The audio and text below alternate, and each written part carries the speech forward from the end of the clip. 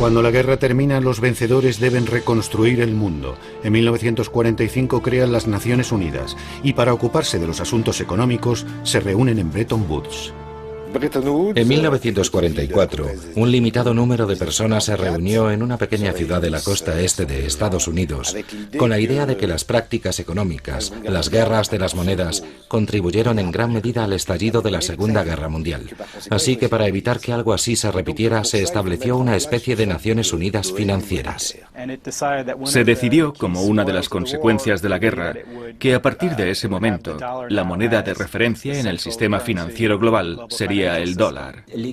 Las monedas más potentes habían desaparecido debido a la guerra y todo el mundo debía dinero a Estados Unidos porque era el país que estaba financiando la reconstrucción de Europa.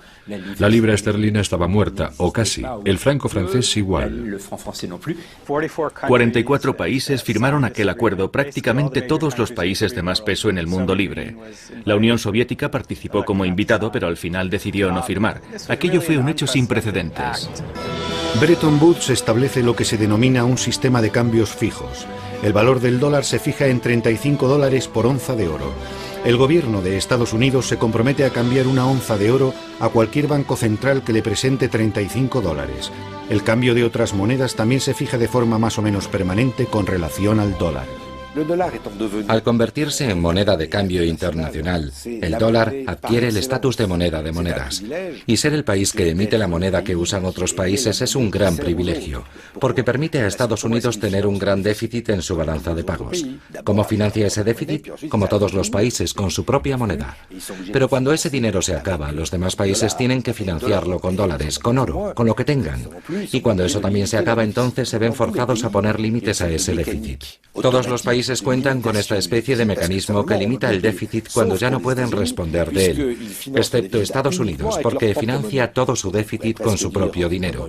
Se podría decir, utilizando una imagen quizá engañosa, que ya que Estados Unidos maneja la máquina del dinero, para ellos es fácil financiar su propio déficit. En los años 50, Estados Unidos inunda el mundo con sus dólares. Al principio como parte de su programa para la reconstrucción de Europa, el famoso Plan Marshall. Los países de Europa Occidental por fin estamparon sus firmas en un importante documento. El Plan Marshall ya tiene luz verde. El Acuerdo de París establece que Estados Unidos volverá a enviar americanos al extranjero, pero esta vez serán suministros para la paz en forma de comida, maquinaria, personal y dólares. Se ha hablado de cifras que rondan los 17 millones de dólares.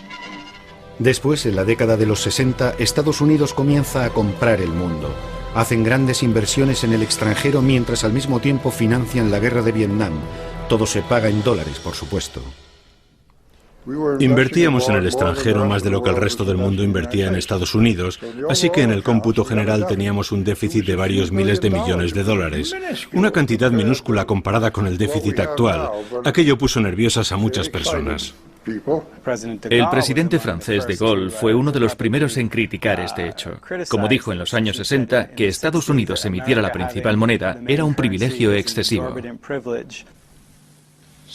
Eso lleva a los americanos a endeudarse y a hacerlo gratuitamente con respecto al extranjero.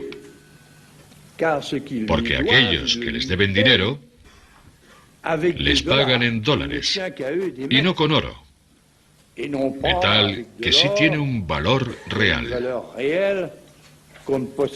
El oro se puede transferir a otros sin riesgos y sin sacrificios. En el invierno de 1964, Francia optó por un enfoque más agresivo que prolongó hasta después de 1965 y que se tradujo en un intento de cambiar sus dólares por oro.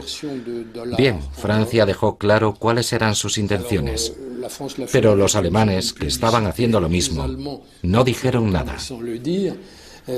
Así que las reservas de oro estadounidenses comenzaron a bajar.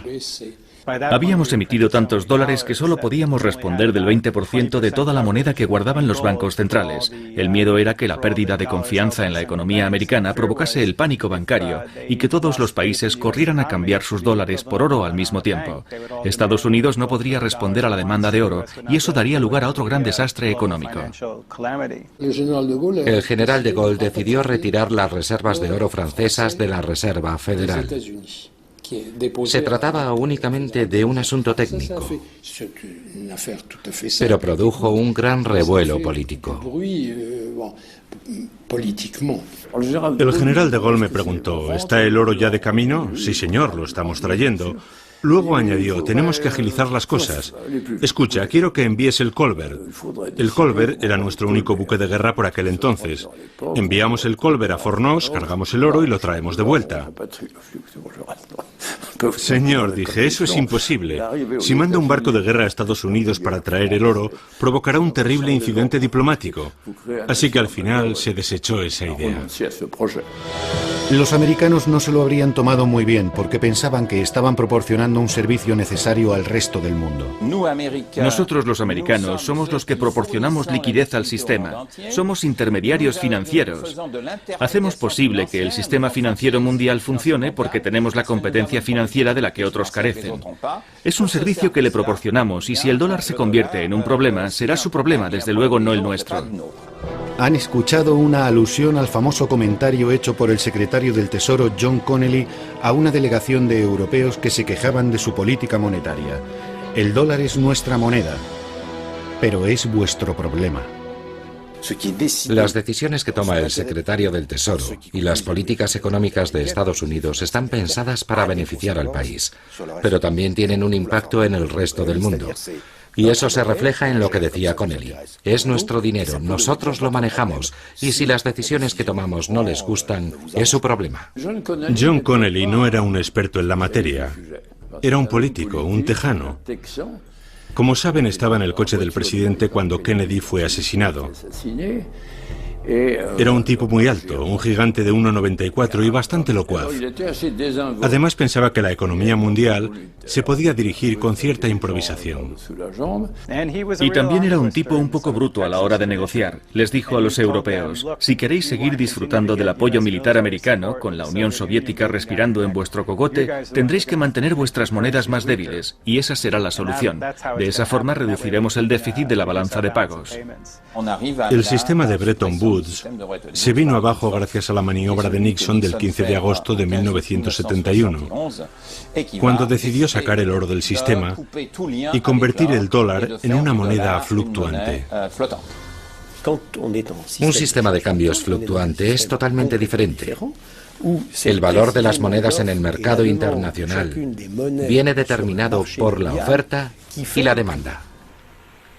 Estados Unidos tiene hoy la mejor oportunidad de este siglo para alcanzar dos grandes ideales: disfrutar de la paz y crear una nueva era de prosperidad sin guerras. He dado órdenes al secretario Connally para que suspenda temporalmente la convertibilidad del dólar al oro u otro activo que tengamos en la reserva. Como consecuencia de esta decisión, tendremos una moneda más estable. Es posible que con esta acción no ganemos muchos amigos en los mercados internacionales. Habíamos vivido con un sistema de monedas estables. Las monedas más importantes eran estables. Si había fluctuaciones serían contraproducentes y afectarían a monedas menos importantes. Pero la más potente, el dólar, era totalmente estable. Era a lo que estábamos acostumbrados. Todo el mundo se sorprendió mucho, incluso aquellos que estábamos más cerca del poder, como yo. Solo unos pocos conocían los planes del gobierno. Kissinger, por ejemplo, no participó porque estaba ocupado negociando sobre Vietnam. Todo se llevó con mucha discreción y la medida cogió a los mercados por sorpresa. Los europeos y los japoneses quedaron muy sorprendidos. ¿Cómo? ¿Que quieren alterar el cambio de la moneda? Bueno, ¿de qué estamos hablando? ¿De un 2%? ¿Qué va? Dije, nada de un 2%. Estamos hablando de un 10 o un 15%. Y así acaba todo. El mundo de cambios fijos se convierte en algo del pasado. A partir de aquel momento, el valor del dólar cambiará cada mañana, y no poco.